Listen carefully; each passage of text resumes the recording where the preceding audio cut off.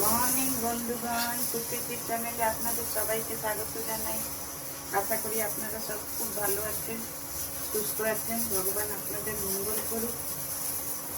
আমি আজকে মাটন বানাবো, সেজন্য ভাবলাম আপনাদের সঙ্গে শেয়ার করি। সব কিছুই আপনাদের সঙ্গে শেয়ার করা হয়। তো দেখুন, আমি কড়াইয়ে একটু সর্ষের তেল দিয়ে দিয়েছি আর একটু গোটা গরম মশলা দিলাম, দুটো লবঙ্গ, দুটো ছোট এলাচ, একটু দারচিনি।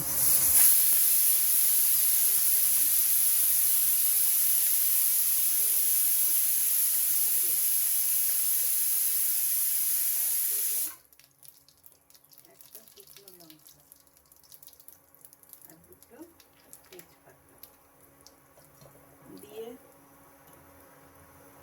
এই আলুগুলোকে, আমার তো জানেন মাংসে আলু চাই, আলু আর পেঁয়াজটা দিয়ে দিলাম। আমার তো মাছ বলুন, মাংস বলুন, আলু আমার চাই। আলু না হলে মাছ, মাংস, ডিম সবেতেই আমার একটু আলু চাই। আর যেহেতু খাসির মাংসটা, আমি খাসির মাংস আমি একটু এটা কুচি দিয়ে নিচ্ছি, সেজন্য আলুটা এখানে ভেজে নিচ্ছি। পেঁয়াজটা আলুটা একটু ভাজা ভাজা হোক। আর এখানে দেখুন, আমি একটা পেস্ট বানাবো। ধনে নিয়েছি, জিরে নিয়েছি, শুকনো লঙ্কা, আদা, রসুন, ব্যাস এই দিয়ে একটা পেস্ট বানাবো। পেঁয়াজটা ভাজা ভাজা হোক, তারপরে আপনাদের সঙ্গে আমি শেয়ার করছি। আলুটা আর পেঁয়াজটা দুটোই ভালো করে ভাজি, তারপরে দেখুন বন্ধুগণ, পেঁয়াজটা সুন্দর ভাজা ভাজা হয়ে গেছে, সঙ্গে আলুগুলো দিয়েছিলাম, ওগুলো ভাজা ভাজা হয়ে গেছে।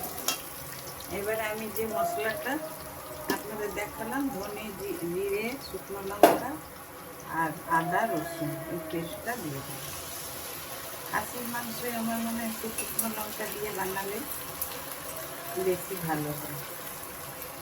আমরা এমনিতে শুকনো লঙ্কা খুব একটা খাই না, কিন্তু খাসির মাংসতে একটু শুকনো লঙ্কা দিতেই হয়।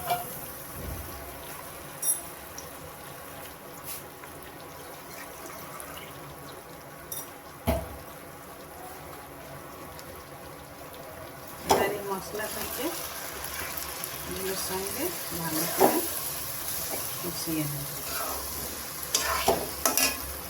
এবার আমি আন্দাজ মতন নুন দিয়ে দেব।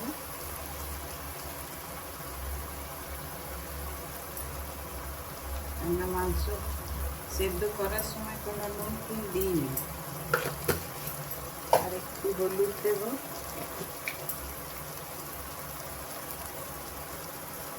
নুন হলুদ কিছুই দিইনি, খালি এমনি একটু কুকারে একটু দিই। আর দেবো একটু কাশ্মীরি লঙ্কার গুঁড়ো। আমার ছেলের একটু লাল লাল সব ভালো লাগে খেতে। বেশি দেবো না, অল্প একটু দেবো। দিয়ে এবারে একটু মশলা ভালো করে কষিয়ে দেবো।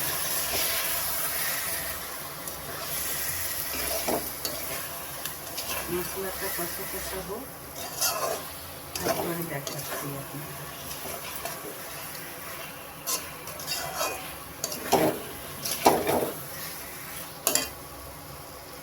এই মশলার সঙ্গে ভাজতে ভাজতে আলুগুলো সেদ্ধ হয়ে যাবে, কারণ এই জন্য আগের থেকে দিয়ে দিলাম, কেননা নয়তো মাংস তো সেদ্ধ আছে, ততটুকু আবার সেদ্ধ হবে না, সেই জন্য আগের থেকেই আমি দিয়ে দিলাম।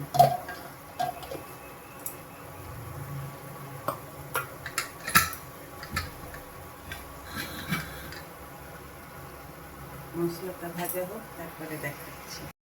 দেখুন বন্ধুগণ, মশলাটা আমার সুন্দর ভাজা ভাজা হয়ে গেছে।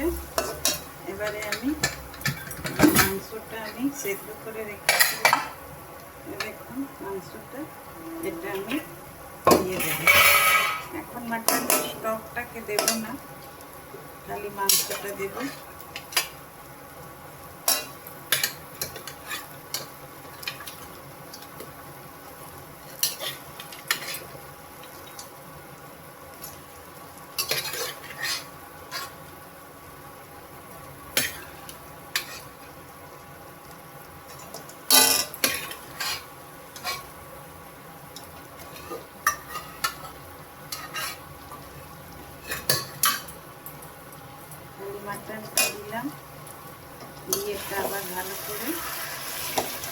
মাটনের সঙ্গে মশলাটাকে কষবো।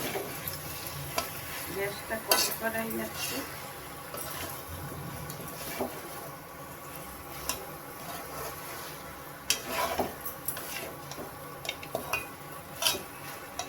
এবার ঢাকা দিয়ে কষা হয়ে তারপরে আপনাদের দেখাচ্ছি। দেখুন বন্ধুগণ, মশলার সঙ্গে সুন্দর ভাজা ভাজা হয়ে গেছে। আমি এবারে মাটনের যে স্টকটা ছিল ওইটাকে দিয়ে দিলাম, মাটনের স্টকটাও দিয়ে দিলাম।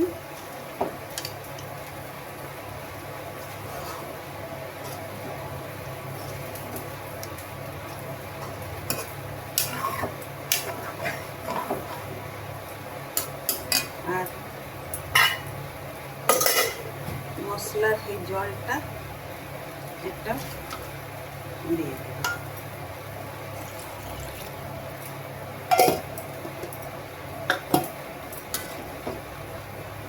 এবার ঢাকা দিয়ে থাক।